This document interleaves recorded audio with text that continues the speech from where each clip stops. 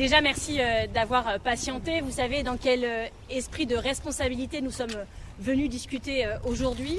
Vous savez que ce n'est pas forcément naturel pour des écologistes de venir discuter avec des macronistes, avec le parti Les Républicains. Si nous le faisons, c'est parce que nous tenons à ce pays et que nous sommes, comme beaucoup de Français, très inquiets de ce qui se passe en ce moment. Nous sortons de cette réunion sidérés.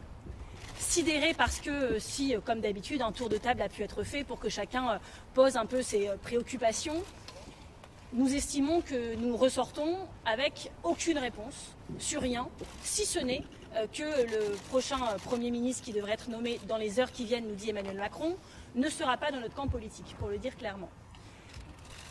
Dans tous les sujets qui ont été posés, et vous imaginez lesquels ils sont, les retraites, la justice fiscale, le pouvoir d'achat, la justice sociale, l'environnement, que je dois dire, nous avons été bien seuls avec Cyril Châtelain à poser sur la table, c'est près de 43 reculs environnementaux qui étaient enregistrés depuis le début de l'année, et c'est en 2025, alors que tout le monde sait, irresponsable. Nous avons posé tous ces sujets. Un seul a été traité, celui des retraites, non pas pour avancer sur une abrogation, vous l'imaginiez, non pas même pour aborder une suspension, mais finalement pour nous dire que peut-être on pourrait décaler dans le temps, donc pas suspendre mais décaler, étaler davantage dans le temps, seulement la mesure sur l'âge et non pas celle sur le nombre de trimestres. Vous comprenez bien que ça ne peut convaincre personne à gauche chez les écologistes autour de la table. Vous comprenez bien que quand Emmanuel Macron à la fin termine, alors que nous avons assisté, comme vous y assistez tous les jours dans les médias, à l'explosion du socle commun, qui n'est plus un socle et qui n'a rien de commun, qu'on appelle plateforme de stabilité, mais enfin de quelle stabilité parle-t-on, de qui se moque-t-on? Et quand M. Macron finit en disant « bon ben je compte, du coup vous êtes autant de parlementaires et vous, en comptant tout le socle commun, vous êtes autant, donc vous restez plus nombreux », alors que ce à quoi j'ai assisté aujourd'hui, ainsi que Cyril Châtelain, ainsi que tout le monde, c'est un socle commun qui n'est pas stable. Et ce n'est pas juste nous qui le disons ou qui l'avons constaté cet après-midi, c'est ce que nous avons vu 3 fois de suite. Ce socle commun a été testé et désapprouvé 3 fois. Et la dernière fois, il a implosé. C'est même pas une censure de la gauche, c'est pas que nous n'aurions pas donné notre confiance, c'est qu'ils se sont donnés en spectacle et ridiculisés, ils ont prouvé qu'ils n'étaient pas capables de travailler ensemble. Et donc quand j'entends Emmanuel Macron, de manière assez stupéfiante, faire sa conclusion en disant dans les quelques heures qui viennent, je nommerai du coup un Premier ministre qui correspond au calcul arithmétique que je viens de vous faire, enfin excusez-moi, je suis sidérée. Je suis sidérée mais je suis aussi extrêmement inquiète. Parce que nous, écologistes, ne prenons pas ça à la légère. On n'a pas de plaisir à faire tomber les gouvernements. On n'a pas de plaisir à voir que, y compris l'hypothèse d'une démission du président de la République, avance très fortement dans l'opinion publique, dans les sondages, mais aussi dans son propre camp. On a quand même Édouard Philippe, qui est son premier ministre dans l'ordre chronologique, qui appelle au départ du président. Comment voulez-vous que tout ça se termine bien?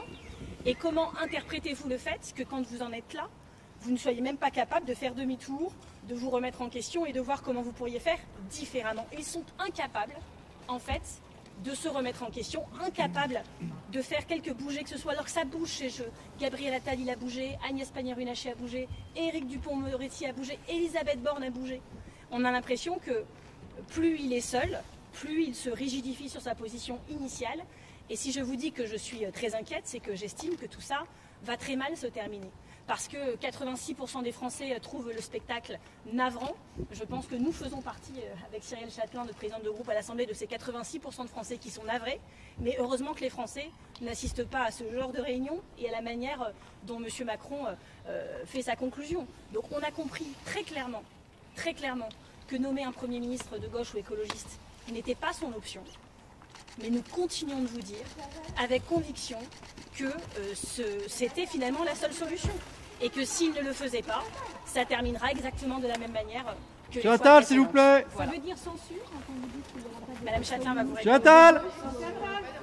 Est-ce que ça veut dire Il marche seul. Je pense que, je pense que le moment n'est pas à répondre à la question d'une censure d'un Premier ministre qui n'est même pas nommé. Enfin, je pense qu'on a besoin d'un peu de clarté dans le moment. On est dans un moment qui est incompréhensible et dans une situation particulièrement inquiétante. et le rendez-vous que nous venons d'avoir a accentué les inquiétudes que je pouvais avoir, que Marine Tondelier pouvait avoir, et je crois de l'ensemble des participants. Première chose, effectivement, c'était une réunion pour que le président de la République réaffirme, peut-être même presque contraigne les membres du socle commun à continuer à être ensemble. Malgré toute la faiblesse de ce socle et malgré le fait que ce socle nous entraîne depuis 3 ans dans de l'instabilité. Parce que voilà 3 ans que le président de la République s'appuie sur les membres de sa majorité présidentielle et sur les LR. Il y a donc une faute extrêmement forte de sa part, qui est celle du refus du pouvoir. Le Premier ministre sortant s'était appuyé sur le discours de Bayeux et sur le discours du général de Gaulle pour finalement légitimer le fait qu'il fallait regarder vers l'Assemblée. Il avait raison, mais il oublie, et le président de la République oublie un élément important de ce discours, qui est que le général de Gaulle considérait que les pouvoirs publics législatifs et exécutifs devaient être fortement séparés et fortement équilibrés. Eh bien, aujourd'hui, le président de la République nous confirme qu'il n'y a pas la séparation des pouvoirs et qu'il veut continuer à avoir la main sur Matignon, et qu'il n'y a pas d'équilibre des pouvoirs par la nomination. Non, mais je pense qu'il faut quand même le dire clairement, et c'est ça, cette inquiétude-là. La deuxième chose, parce que, et c'est pour ça que je ne répondrai pas sur la censure, parce que chez nous on discute sur le fond des politiques. Sur le fond des politiques, nous n'avons eu aucune réponse. Aucune réponse sur les questions de l'ambition environnementale, aucune réponse sur la question de la préservation de l'état de droit, aucune réponse sur le pouvoir d'achat, il n'y a rien. Le seul sujet qui a été abordé est celui des retraites, où pour le moment, l'abrogation a été repoussée, la suspension a été repoussée. Ça, c'est très clair. Et la deuxième chose, et je suis désolée, je vais être un peu technique, mais qu'est-ce qui se passe sur la réforme des retraites? C'est qu'elle s'applique, en fait, finalement, la borne de 62 ans et 9 mois s'est appliquée à partir du 1er octobre. Et donc, en fait, il n'y a plus de bouger pour le moment en 2026. Et donc, la suspension, effectivement, c'est... L'abrogation, c'est en finir avec la réforme, et la suspension, c'est l'arrêter. Eh bien, ces deux choses-là, ils refusent. Et donc, en fait, du moment où ils refusent ça, ça veut dire qu'ils ne bougent sur rien. Est-ce que les Français doivent s'attendre à de nouvelles élections très prochainement? Ça, il faudra demander, c'est de la prérogative du président de la République. Ce que nous, on peut dire en tant qu'écologistes, c'est que nous défendrons une ligne claire s'il y a des élections, une ligne de gauche, une ligne écologiste, et qu'on leur demandera effectivement de donner une majorité à la gauche et aux écologistes pour enfin tourner la page du macronisme. Est-ce que vous avez senti le président s'orienter vers un gouvernement Le Cornu 2? Il n'a pas évoqué de nom, mais c'est le même socle. Vous avez demandé un nom? Et un gouvernement technique, cela a été évoqué? Non plus, il a été assez clair qu'il n'y aurait pas de gouvernement avec de la droite et de la gauche dedans, parce que je pense que tout le monde a conscience que ça n'a aucun sens. Un conseil des ministres, c'est pas un endroit où on se met d'accord un peu tous les matins pour savoir ce qu'on va bien pouvoir faire la semaine d'après. C'est quand même sérieux ce que doit faire un gouvernement, donc pour nous, ça veut dire être cohérent, être compact, et surtout un gouvernement d'action dans un moment où les macronistes, il faut quand même tourner ce pays en rond depuis maintenant plus d'1 an.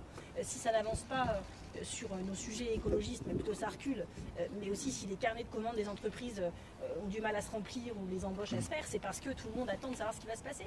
Et je vous le dis très tranquillement, s'il renomme, comme il a apparemment l'intention de le faire, quelqu'un de sa majorité, qui n'est en plus même plus majoritaire, ça se terminera comme les fois précédentes. Et donc ça veut dire qu'il continue de nous faire perdre du temps.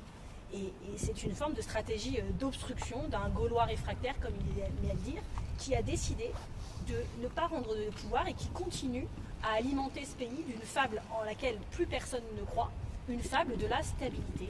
La stabilité, ce serait juste eux. Et donc dans un scénario où tout ce qu'ils ont tenté a échoué, mais en battant des records quand même qui n'avaient jamais été battus dans la Ve République, des choses inédites, et au lieu de se remettre en question, ils expliquent qu'en fait l'urgence est de continuer comme avant. Et je ne comprends pas ce qu'ils ne comprennent pas. Donc je le dis au président de la République, comme je lui ai dit en conclusion en sortant, et il le sait, s'il ne nomme pas quelqu'un de gauche les écologistes, on sait bien comment ça finira. Ça finira par une dissolution, parce que ça ne marchera pas. Les groupes de gauche sont arrivés ensemble, vous repartez séparés. Est-ce que c'est que vous n'avez pas tous la même analyse de la rencontre? Ah, si, on s'est, enfin, pour tout vous dire, on s'était assis, parce qu'il n'y avait pas de plan de table cette fois-ci, ce qui est assez rare. Et on s'est disposé de manière à pouvoir se voir. Et je pense qu'on a déjà communiqué du regard et de la tête pendant toute la réunion, qu'on était très alignés. On s'est beaucoup passé les relais, c'était très compact. Et à la sortie, on a discuté. Alors vous savez que par ailleurs, on a chacun des fonctionnements très démocratiques, propres. Et donc ça exige d'aller se concerter aussi avec les uns et les autres. Donc Mme Châtelain avec son groupe, moi avec le parti. Et donc on connaît nos troupes qui ne sont pas forcément les mêmes. Mais on a discuté, on s'est isolé dans une salle avec Fabien Roussel, avec Stéphane Peu, avec Olivier Faure, avec Boris Vallaud et toutes les deux, pour vérifier qu'on avait bien compris la même chose, que c'est quelque chose de tellement sidérant qu'à un moment, moi je vous dis, quelqu'un serait sorti de cette réunion, si je n'y avais pas assisté et qu'il m'expliquait, je ne le croirais pas. Et donc c'est dans cette réunion, vous sortez en devant dire, vous avez compris comme moi quand même, oui. Bon, donc, on a vérifié qu'on avait compris la même chose, on a vérifié qu'on en pensait la même chose, la réponse est oui. Et puis après, la suite nous appartiendra. Voilà. Justement, est-ce que vous pouvez expliquer, vous avez dit que ce n'est pas une suspension, mais en même temps que ça doit s'arrêter à 60. Non, ce qu'on veut expliquer, c'est très clairement ce que ça veut dire la suspension. La suspension, ça veut dire qu'on prend... Alors déjà, nous, ce qu'on souhaite, c'est de l'abrogation. Si nous n'avons pas l'abrogation, la suspension, c'est... Il y a des choses qui ont été mises en place, nous le regrettons, nous continuons à le combattre, mais ça s'arrête. Eh bien ça, cet arrêt par la loi, pour le moment, est écarté par le président et par un nombre important du bloc du socle commun. En fait, pour donner l'exemple, c'est aujourd'hui on est à 62 ans et 9 mois. Depuis le 1er octobre. Suspension.